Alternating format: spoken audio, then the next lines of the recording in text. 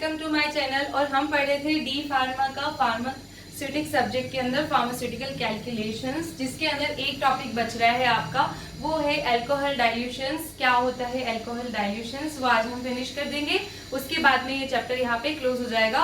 और न्यूमेरिकल, आप इसके प्रीवियसली जितने भी मैंने वीडियोस की है उसका आप लिंक डिस्क्रिप्शन बॉक्स में देख सकते हैं और आप उसको अच्छे से पढ़ सकते हैं। और उसमें रिमेनिंग जो भी न्यूमेरिकल्स बचते हैं वो आप आर्यन मेहता से सॉल्व भी कर सकते हैं। और अगर आपको उसमें कोई दिक्कत आती है तो आप अपने सजेशंस कमेंट में दे सकते हैं, अपने क्वेश्चंस वहाँ पे पूछ सकते हैं। तो मैं अपना नेक्स्ट वीडियो में मिनी कॉन्सेप्ट में उसको कवर करने की कोशिश करूँ। तो अल्कोहल के कैलकुलेशंस के अंदर क्या आता है आपका, अल्कोहल डाइल्यूशन में जनरली जो यूज किया जाता है वो है आपका 95% अल्कोहल, इथाइल अल्कोहल आपका यूज किया जाता है।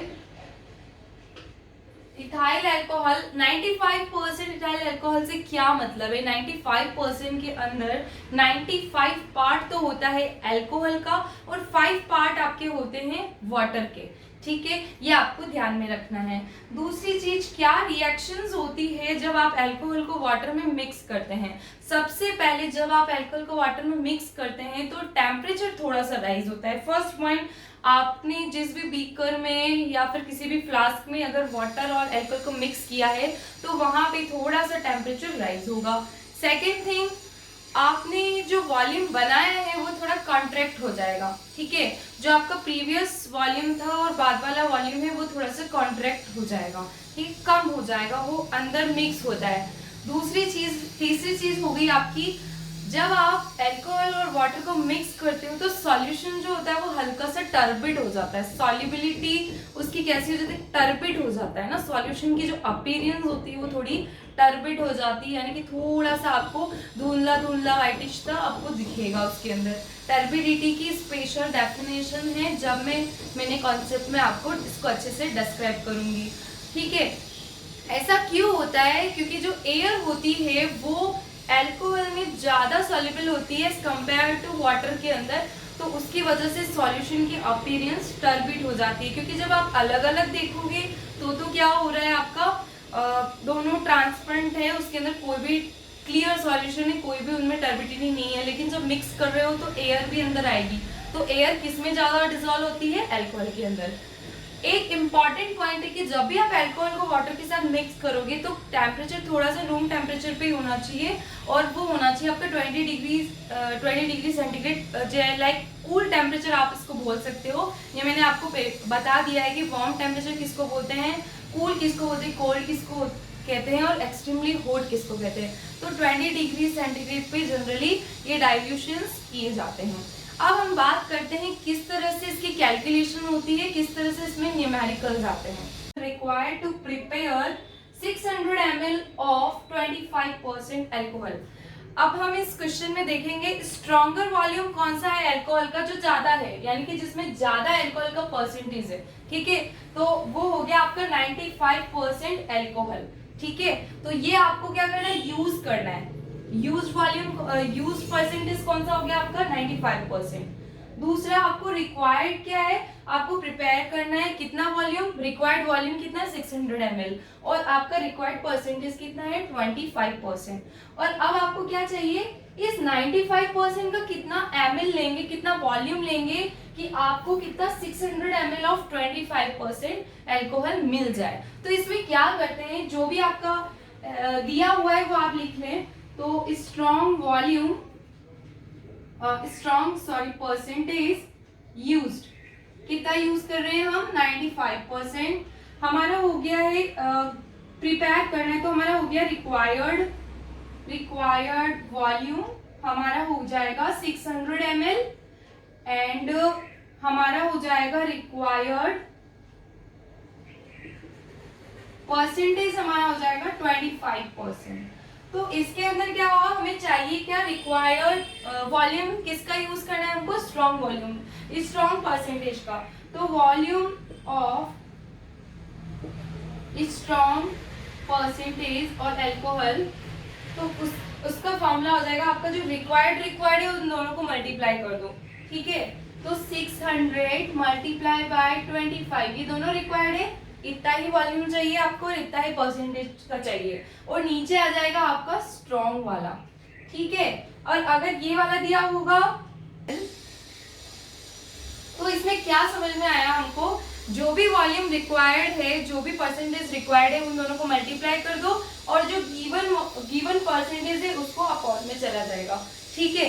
यानी सेम लाइक ये वाला फॉर्मूला हो जाता है इसके अंदर m1v1 is equals to m2v2, ठीक है, जिसके अंदर क्या हो गया, जनरली जो वॉल्यूम यूज करना है वो v1, जो परसेंटेज यूज करना है वो m1, और इधर हो गया जो रिक्वायर्ड है उसको m2 बोल दिया, और जो रिक्वायर्ड वॉल्यूम है उसको v2 बोल दिया। अब हमें जो भी चीज निकालनी है, लाइक v1 हमें निकालना है, तो वो क्या हो जाएगा, m2v2 अपॉन m1, ये फॉर्मूला हो जाएगा। तो हमारे यहाँ पे रिक्वायर्ड वॉल्यूम हमें दिया हुआ है, रिक्वायर्ड परसेंटेज हमें दिया हुआ है, और स्ट्रॉन्ग परसेंटेज हमें दिया हुआ है। तो क्या करेंगे, स्ट्रॉन्ग का वॉल्यूम निकालने के लिए रिक्वायर्ड वाले को मल्टीप्लाई कर दिया, अपॉन में स्ट्रॉन्ग वाला कर दिया। बहुत इजी से कैलकुलेशन है, अप्रोक्सीमेटली 160 ml इसमें आ जाएगा।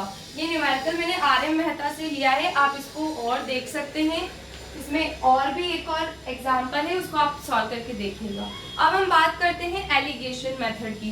क्या होता है एलिगेशन मेथड, जब प्रिपरेशन सेम है लेकिन डिफरेंट कंसंट्रेशंस है और हमको एक इंटरमीडिएट कंसंट्रेशन का बनाना है।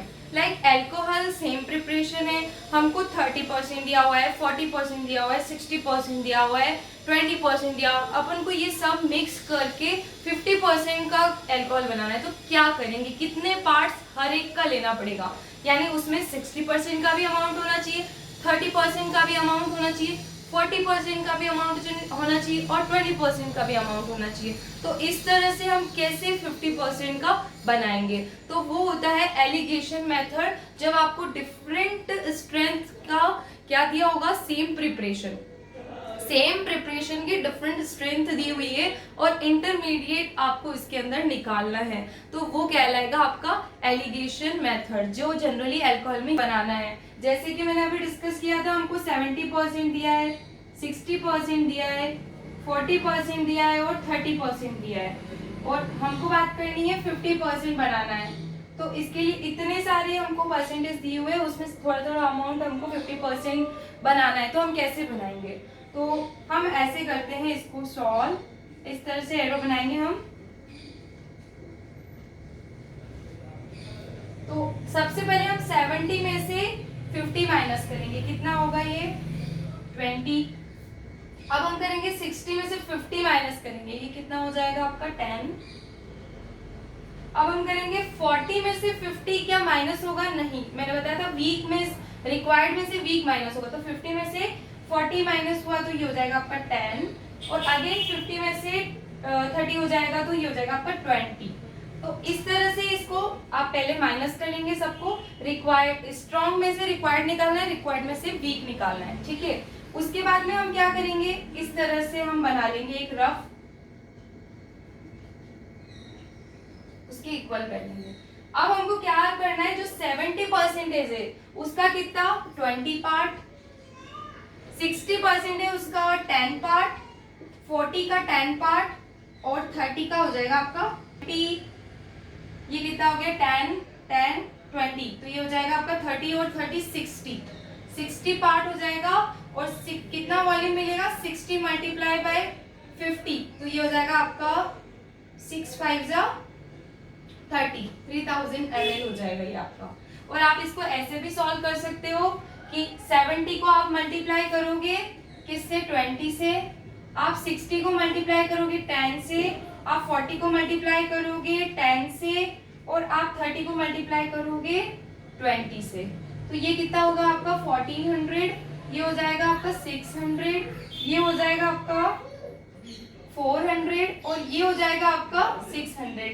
आप इन सबको ऐड कर दो, 1400 600 हो गया 2000, ये हो गया 1000, 2000 और 1000 हो गया 3000।